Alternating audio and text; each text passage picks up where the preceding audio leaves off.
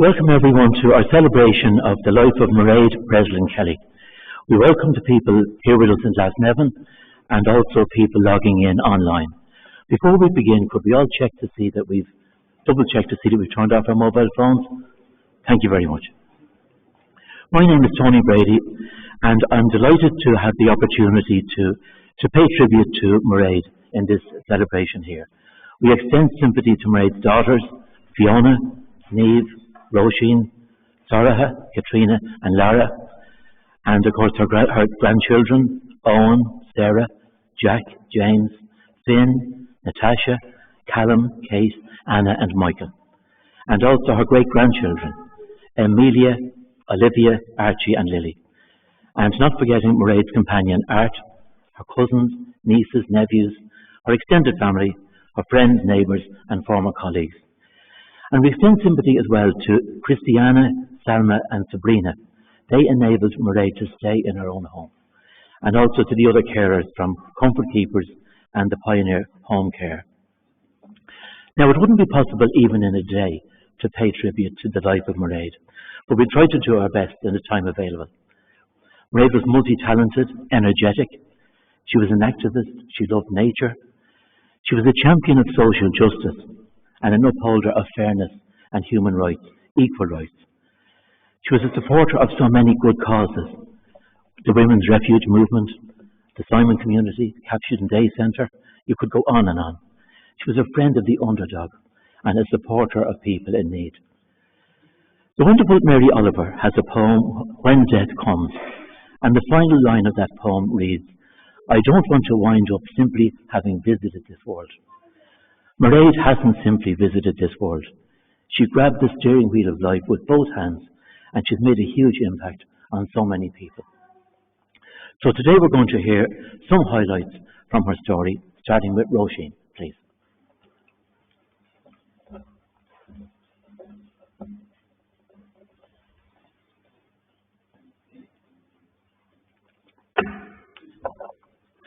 Hello. If you asked Mairead where she was from, she would say Belfast. I was born on the Falls Road. She lived in Dublin's North Side for 84 years and 10 months, but would say that she didn't think of herself as a Dubliner. She was from the Falls. Mairead was born in 1938, and after 6 weeks, her mother Daisy moved back to Dublin. Mairead grew up on the top floor flat on 59 Grafton Street, above Scholl's Shoe Shop and Edmund Ross Photographers. The flat looked out onto the back of the Gaiety Theatre and into a ballroom dance school. She used to go on her own as a child to the Gaiety and would queue all along South King Street for the cheap tickets, which were 1 shilling. Music and theatre would become a lifelong passion. On one occasion, herself and her cousins went to an Indian dance group and became so enamoured with the dancers that they went to many of their shows. They even went so far as to invite the whole troupe back to Grafton Street, and Daisy hosted them all for tea. This encounter sparked Mairead's love of Indian music, in particular Ravi Shankar. In an interview carried out with Mairead, she describes the dance studio you could see from the window. These are her words, and thank you, Nina, for all those amazing interviews. In the evening, you'd look out and see the shadows of the people doing their dancing, and you'd hear slow, slow, quick, quick, slow, and you'd also hear the music very loud. Particularly when it was summertime, they'd have the windows way, way wide open, and it used to drive Daisy mad. So one evening, maybe more than one evening, she got her big gramophone, her big windy-up gramophone, and put it on the table in the window, and put on the Red Army Choir. Full blast. And she goes on to say, well, there was no volume modulation on those things, you just put it on. And there were doors on the gramophone, little doors at the front, and she'd open it so it went right out. I'm sure it put them right off their dance.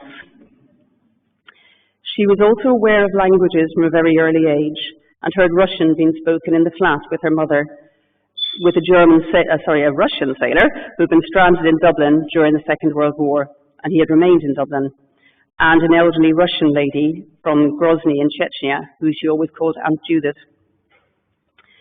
Mairead studied French and Irish in UCD and then worked and lived in Paris for a year. She also worked in a girls' school in England, in Clacton-on-Sea, as a French teacher. She met John Kelly in 1960 and married. And Mairead moved in with John to Blessington Place in Dublin's north inner city. He was already living there at the time with the sculptor James McKenna. It was a former coachman's house and stables, and it was basic to say the least. They brought the six of us up there, which was a struggle in terms of poverty and cramped conditions. But despite this, Mairead managed to bring us to plays and concerts, on trips to Enniskerry, ice skating, to see Marcel Marceau, the Harlem Ballet, and the Lambert Puppet Theatre. And every summer she would take the six of us on train to Connemara for a month. Suitcases packed with jigsaws and beach towels, raincoats, we needed those, and books, buckets and spades. She would pat a certain rock on Carna Beach with her open hand, her palm sometimes resting in place.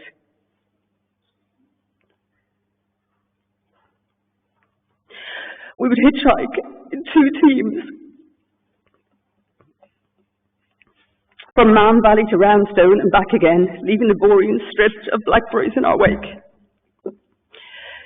In 1988, Mairead and John, along with Lara and Katrina, moved into 12 St. Vincent Street in Vinsborough, a red brick terraced house with a yellow door, which John lovingly restored.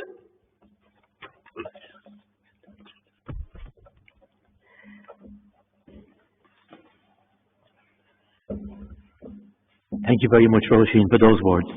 Now our second piece of music, the Prelude and Fugue in C sharp by Bach.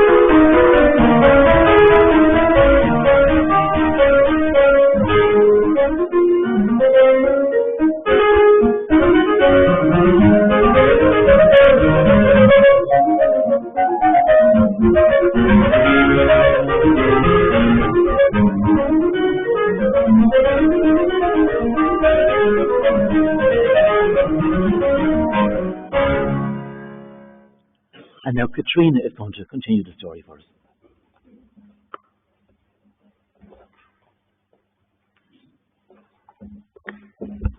So amazing to see so many faces here and to feel the love from you all. Mairead instilled the love of nature in all six of us. She loved the botanic gardens in all seasons, took delight in the beauty of the herbaceous borders in full flower, and loved to attend the annual sculpture exhibition. She was so proud when Sarah had a work accepted for it. Her favourite tree in the botanic gardens was an arbutus, which she called my tree. Her visits to it always involved putting her hands against its peeling cinnamon-coloured bark, and then laying her cheek against it, closing her eyes and drawing strength. She used to say, "Thank you," to the tree. "Thank you." When she needed the assistance of Dolly, her walker, she would battle over roots and leaves and earth to reach it. In more recent times, we'd wheel her wheelchair and place it sideways so she could rest her face against her tree. A few years ago, she emailed Matthew Jebb, the director of the Botanic Gardens, to tell him about how much she loved the arbutus tree. And from then on, they entered into long email exchanges about botany, biodiversity, geography, and their shared love of trees. She loved her garden and delighted in poring over the Mr. Middleton bulb catalogue and choosing daffodil and tulip bulbs, amaryllis bulbs, marvelling at the amazing red, trumpet-like flowers which emerged. She was so fond of the birds, which she fed, and loved to watch the fat little sparrows having a stare-heed rammy as they jostled to get a perch at the peanut feeders. She would always recount how Dermot had told her what that term meant, and what it meant was to have a scrap on the landing, the stairwell of a tenement house. Mairead loved birds. 6 months into Fiona's stay in Vincent Street as Mairead's carer, a beautiful pure white dove came to visit the garden. She was shy at first, and then over time became more at ease, sitting on the upstairs window ledge and regularly eating from Fiona's hand. Mairead christened her Paloma, and delighted in seeing her. "Have you seen Paloma?" she'd ask you when you walked in the door. Paloma is beautiful. Mairead had a very unique way of dealing with garden pests, especially snails. She'd gather them up from around the garden, put them in small plastic bags, which she would then hang from either the indoor handle of the back door or the railings at the front of the house, and then bring them around to feed the ducks in the basin park. Occasionally, the snails would escape. A few years ago, we found a snail on the wall under a poster of poisonous plants in Danish in the kitchen. "Oh yes, that has been there for years," she said, completely unperturbed. We calculated that its shell had remained stuck to the wall under that poster for, I'd say, over 15 years. For the last few years, Sarah, her granddaughter, sent her a butterfly hatching pack every year, which Mairead would love tending to with little bits of apples and bananas until they became chrysalises and then hatched as butterflies. She would then release the butterflies into the garden, her eyes wide and bright. Mairead loved the basin park. As children, she'd take us to feed the ducks in prams, on foot, on roller skates that navigated the broken tarmac and sunken fences of the 80s. At one stage, John Kelly campaigned to save the basin from being developed into the Stephen's Green of the north side. The plan was to erect a big glass pyramid in the centre of the pond where bands would play, and both Mairead and John were horrified at this idea. The campaign was successful. The island is intact, home to birds, herons, ducks. The weeping willow, still weeping. It's 3 months ago. We're in the basin. Mairead is in her wheelchair, and she is awash with colours, swaddled in wool, cerise pink mohair blanket, yellow scarf, blue coat. We do a lap of the pond. Daffodils, she points. At this time of year, strange. Hellebores, beautiful. Hyacinths, lovely. We feed the ducks. She struggles to throw the bread, takes her mittens off, her fingers cold and stiff. The bread gathers around her wheelchair. "Kick it into them," she says. We walk up the long part of the park past the tree. "That's where that poor young fellow died," she says. "It's good they have a plaque." On the way back, she waves a mittened hand at the tree as we pass.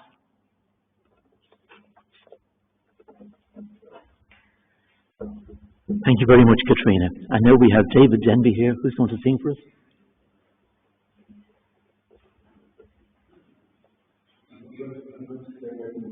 Good for you. There's a photo in the Glasnevin which Mairead kept by her website, where she's sitting, a bit like sitting next to Brendan Bean down on the canal. She's sitting next to Rabbi Breslin on the bench in Aberystwyth. And in the last month, I sang my little Dr. Red Rose for her. And indeed sent her a recording of in the choirs I was singing. And it became apparent that she loved it and listened to it. So in the last few visits, I've sung for her a few times. And I felt that when I was even in communication with people, music cut through was calming. So I was thinking for her for a lot of time. I forget the notes.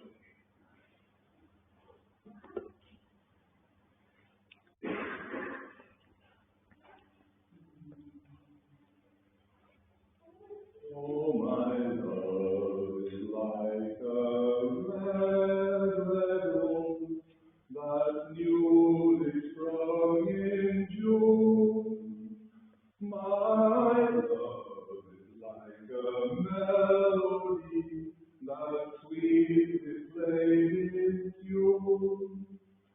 As fair art thou, my bonny love, so deep in love am I, and I will love thee still, my dear, till all the seas can cry, till all the seas can cry, my love, till all the seas can cry, and I will love thee still, my dear, till all the seas can cry, till all the seas can cry, my dear, and the rocks melt in the sun, and I will love thee still, my dear, while the tide hath sands of time shall run. And fare thee well, my bonny love, and fare thee well awhile, and I will come again, my dear, though it were 10,000 miles, though it were 10,000 miles, my dear, though it were 10,000 miles.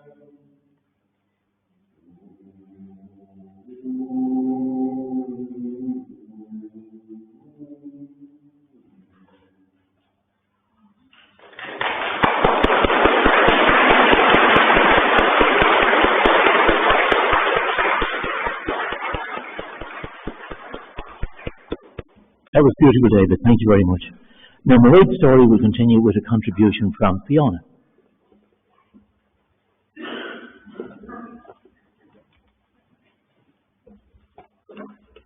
Thank you, Dave. That was really amazing. So, we'll continue the story. So, Mairead had an extraordinary intellect. She was endlessly curious about so many things: music, literature, languages. She used to like watching University Challenge on the television. And she would make a show of us when we sat to watch it with her. She would be answering the questions about music, history, politics, literature at lightning speed. And she'd look over at us expectantly when it came to a subject we'd studied or were interested in, and she'd say, "You know that one." But usually didn't. Her interest in and depth of knowledge about the world around her persisted right up until the last few weeks. Just last year, she was being asked a number of questions by a consultant as part of a cognitive functioning test. So that included her name, the year, and if she could remember a very important lady in the UK who had recently died. Mairead replied, "Hilary Mantel." Not quite the answer the doctor was looking for. He was expecting her to say the Queen, but that's Mairead, Hilary Mantel. She became fluent in French, having studied at the Sorbonne, where she won the Presidential Award in France for spoken French. And then she worked in the Alliance Française as the only non-native French speaker. And while on a visit to Bordeaux in 2018, She was speaking French, of course, and she was asked by a shopkeeper what part of France she was from. And she said she was from Dublin, and he was really amazed at her accent. Her accent was, so they thought she was a native French person. So she decided to learn German as well, so she could understand the German words in the songs that she liked. And so she attended the Goethe Institute as a mature student, and she won a scholarship to go to Germany in 1987 to continue her German studies. She had a passion for traveling and experiencing other cultures. She visited Germany and Russia with Lara, Paris, London, Seville, and Israel with Roisin, France, Spain, and Scotland with myself and Niamh, Galicia, Leitrim, and Russia with Katrina. And she loved hearing about Nicaragua from Sarha and Buenos Aires from Lara. And actually, she went on holidays with lots of people. Yes, anyway, we'd be here all day. As well as being fluent in French and German, she also, of course, was fluent in Irish, and she was very good at Russian. She had some Italian and Spanish, but she was very modest about her incredible command of numerous languages. And sometimes she would speak, switch, just like pass me by, I'm afraid. Her love of languages would filter into her everyday conversations. For example, standing in the hall before opening the front door, she'd list the essentials in Russian. Achi, glasses. Kluk, just kluch, see, I didn't get this. Kluch, key, dingy, or a dingy, money. And crucially, glova, head. And then she'd tap her head just to make sure she had it with her. She worked at Women's Aid on the helpline for over a decade. She started off as a volunteer with the organisation when it was based at Dominic Street Fire Station. And then she stayed with them when they moved to the old Cabra Road. And then they moved to Ballsbridge. And before her retirement, at the age of over 70, she used to get the bus across town to Ballsbridge to continue the work that she really, really valued. She also worked as a tour guide, taking busloads of French and German tourists around Ireland. Often the tours would last about 13 days, exhausting, and she would organise the hotels, the itinerary, deal with complaints, and she would regale them with stories and facts covering all aspects of Irish life, the language, music, folklore, history, archaeology, always finishing off with a song. Mairead was an activist. She was involved in numerous campaigns for human rights and anti-racism and asylum seeker and refugee solidarity work. She attended demos. The most recent was the protest outside the Russian embassy that she attended with Dave and myself just last year. She was proud of her grandson Owen for following in her footsteps, as she was proud of all her grandchildren. The Yellow Door at St. Vincent Street was open to people from all over the world, including Gaza, when a Palestinian doctor who was doing a talking tour stayed with her, and they became friends. Her friends were such a huge part of her life. She had many, many friends that spanned generations, nationalities, and countries. Too numerous, I'm afraid, to mention, but we've got a little short list. Darina, Dave, Maggie, little Mary, Yvonne, the late Eileen O'Mara Walsh, and her beloved Niamh O'Brien, who she held in her heart until the end. And being an only child, Mairead's cousins were like siblings to her. And her special friend and companion, Art. Art and Mairead knew each other over 60 years ago, having met in college. Their mutual regard for each other was rekindled, and 7 years ago they met in the Botanic Gardens for tea. From that moment on, theirs has been an inspirational, heartwarming, and beautiful relationship, which Mairead treasured and loved. Art brought immeasurable joy into Mairead's life, and into our lives too. Thank you, Art. Mairead's last few years were tough, but she was surrounded by love. And we all experienced this love last night at the wake at home, and we're experiencing it again today with you all. Mairead passed away very peacefully in the company of Sarah and James. May she rest easy. Thank you very much, Fiona, for that. Now we have Des Geraghty with us, who I believe is going to play the flute.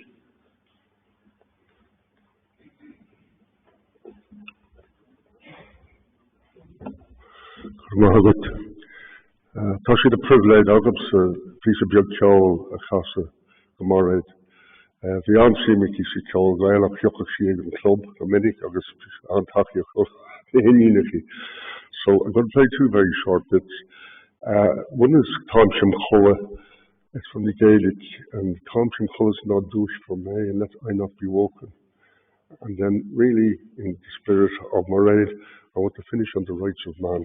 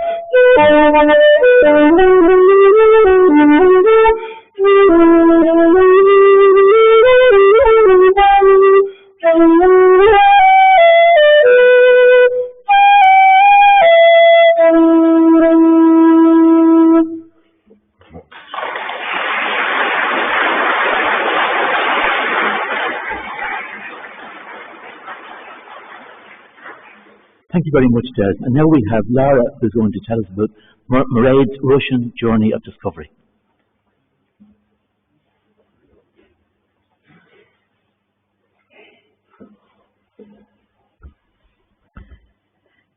Back in February, we had the pleasure of helping Mairead launch her book, Ceistechan, a translation into Irish of her father, Pádraig Breslin's KGB interrogation file.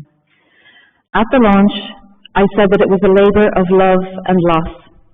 It was a labour indeed, as Mairead sat day after day, night after night at the old computer, typing in extra large font so that she could see her work, typing content that was often distressing, immersed in the world of her father's fate.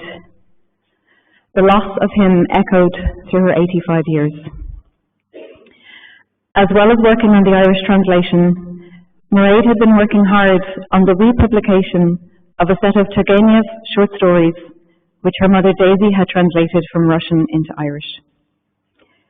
Shkelka Shalgara, or Sketches from a Hunter's Album, Zapiski Ochotnika, will be launched 10 days from today.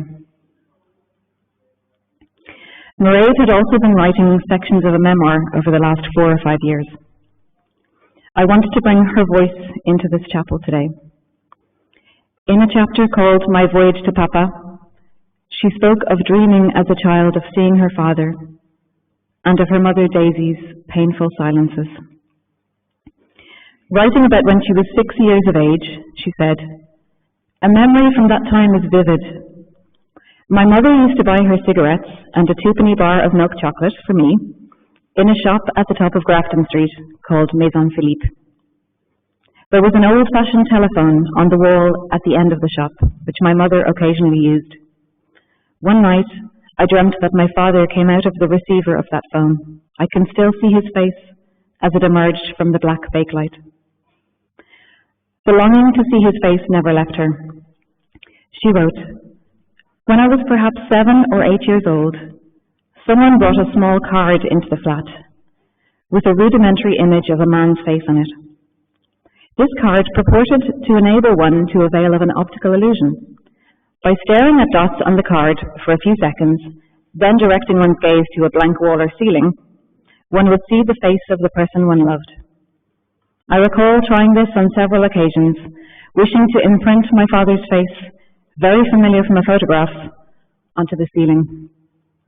I can still visualize the exact spot which I chose for this failed experiment. Over by the window, above the piano. When she set eyes on a new photo of her father in 1993, it was attached to his KGB file. She had it sympathetically reproduced with softened edges and a sepia tint to give copies to his sister, her Aunt Mary, so as not to upset her at seeing her older brother's final photo. Mairead wrote, "It was not until after my mother's death in 1983 that I began my search in earnest. In 1992 I came home one evening to be told by my daughter Katrina that a man had phoned in connection with a friend of his who was interested in my father. I immediately phoned the number he had left and spoke to Shay Courtney, who gave me the number of his friend Barry McLaughlin, a historian based in Vienna who was anxious to contact me. Barry told me that he had come across my father's name in an article in a newspaper called the Moscow News on English-speaking journalists who had worked for that paper, that he had access to KGB files because of his work on Austrian socialists who had gone to the Soviet Union and fallen foul of the authorities there, and that he was willing, page 2, that he was willing to research my father's case. And there began a new stage in Mairead's search for the truth about her father, which in turn led to her reunion with Poryg's 2 children in Russia, her sister Irina in the tiny village of Nizhazurny near St. Petersburg, and her brother Garrick in the scientific town of Pushchino near Moscow. She wrote, "Before I left for Pushchino, I decided not to bring any reading matter with me, but to pack a notebook. As I would have nothing to read at night, I would have no alternative but to write an account of my visit to my family. On September 25th, 1993, I wrote this on the inside of the notebook that I chose to bring with me. Roisin gave me this notebook some time ago. It has been sitting on a bookshelf waiting for the right occasion." This is how Mairead ended the chapter on her voyage to Papa. She went on to write extensive diaries about her first trip to Russia and that first meeting with Irina and Garrick.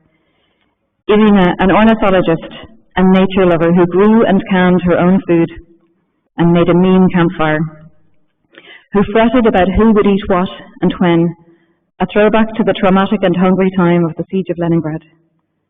Garrick, who shared Mairead's love of language, who delighted in inventing new phrases in a mixture of language into a new language they both called Breslin, whose drinking habits would earn a sharp stare from big sister Irina.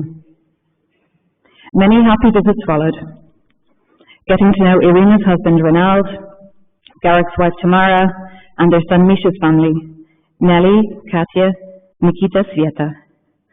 Some of them are watching today, so I'd like to say hello to them and send our love. Большой привет всем, мы вас очень любим. During Mairead's first visit, she wrote in her diary, "When I arrived, I was presented with a traditional Russian shawl, which Tamara took great pleasure in arranging on my head and shoulders in traditional style. She said I looked like a Russkaya женщина, a Russian woman."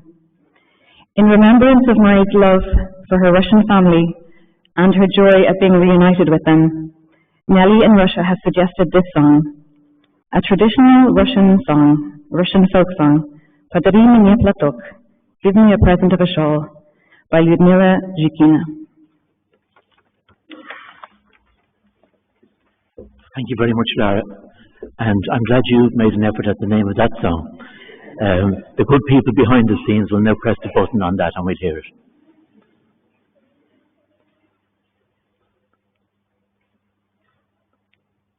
И мне платок,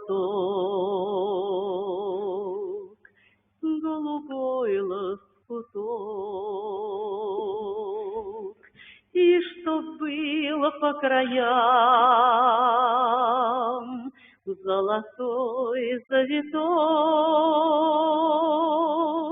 не в сундук положу, на груди повяжу, и что ты подарил, никому не скажу. Не в сундук положу, на груди повяжу, и что ты подарил, никому не скажу. Пусть и лед на реке, пусть и ты вдалеке, и платок на груди, и кольцо на руке. Я одна, не одна, мне тоска, не тоска, мне и день не велик, мне и ночь не горька.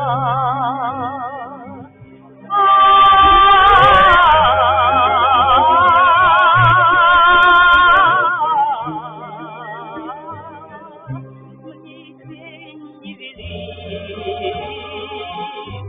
мне и ночь не горька. Если в темную ночь. Now, Sarah is going to read a prayer for us.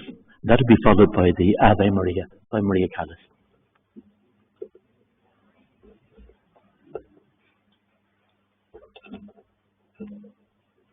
Hello, I just have a short reading from the book, The Corinthians. And now these three remain: faith, hope, love. But the greatest of these is love.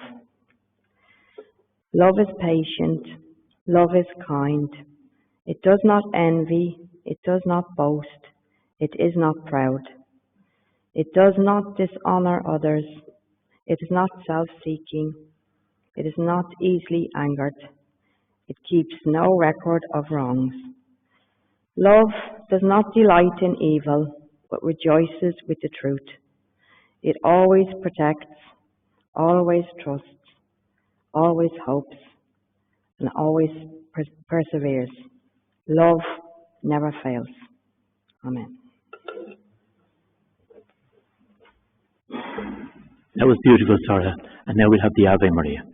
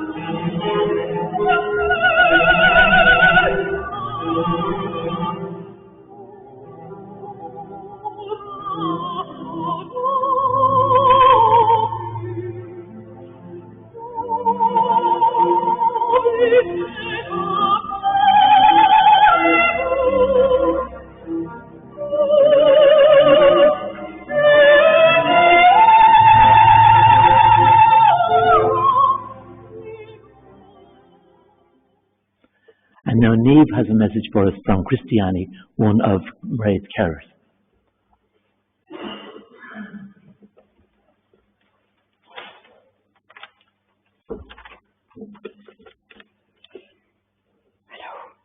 All you people, hello.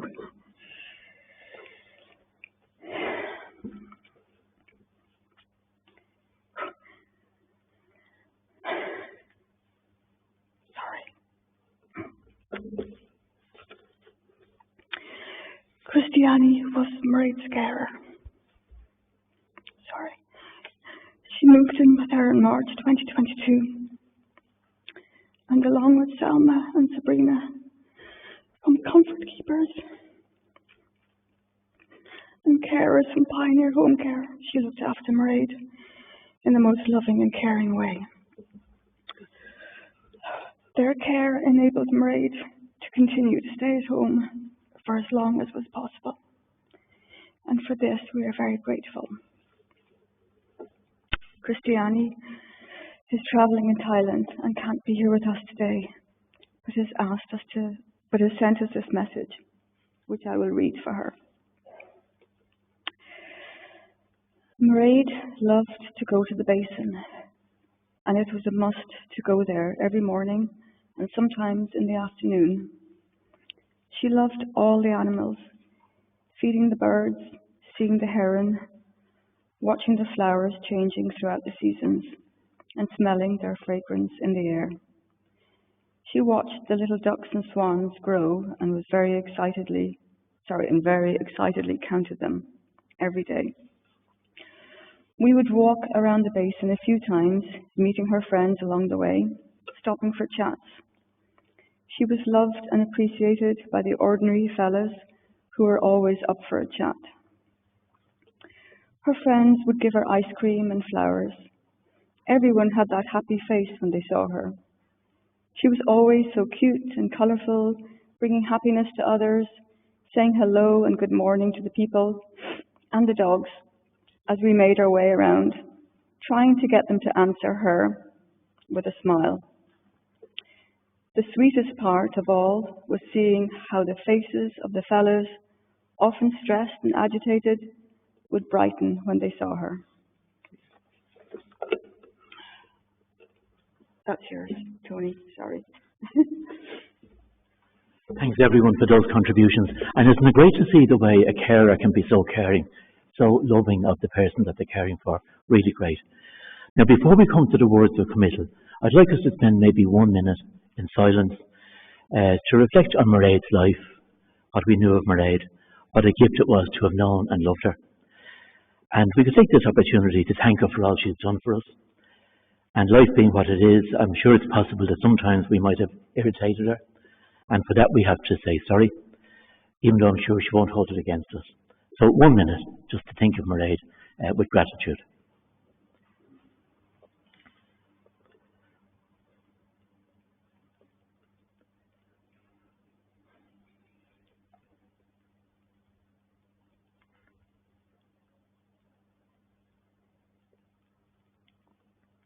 And now we have the words of committal. Dear Mairead, the time has come to say our goodbyes. We thank you for all you have done for us and all you have meant to us. Without you, life seems dark and dreary. We feel lost. But your goodness gives us encouragement and inspiration. The lights will begin to come on again. Mairead, you were a close observer of nature. We think of your days in the bots and in the basin. In those places you saw seasons come and go. Life beginning in spring, ending in winter, and beginning again in spring. Today we return your body to the elements. And as we say goodbye, we know that whatever it is we come from, that we return to. Some people call it nature, some call it nothingness, some call it God. Whatever that may be, we can be sure of one thing, that all is well and all will be well. And it's a comfort for us to know that with death comes the end of suffering. So rest in peace, Mairead, and thank you for being you. A final piece of music is from Handel's Xerxes, the Largo from Handel's Xerxes.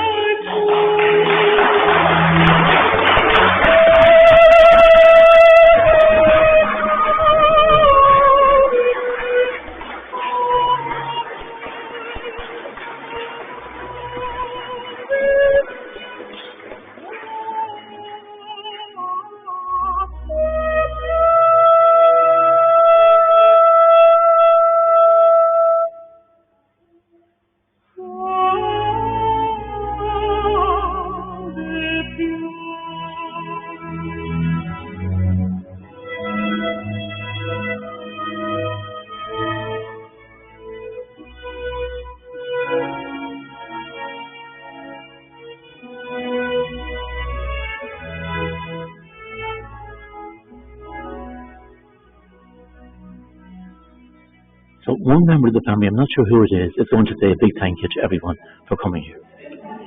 Okay, you guys. This is not good. Okay, I'm more composed now. Thank you to everybody. Thank you to all of you for coming. Thank you for Tony, to Tony. Thank you to Peter and Massey Brothers. Thank you to Dave, Des, who else? Everybody. Everybody, thank you so much for coming. And we're going to go to the Brian Brew straight after here. And hopefully we'll see some of you. Now I kind of feel like I want to keep talking, but I won't. No, because now I feel better seeing everybody. But thank you. And yeah, thank you.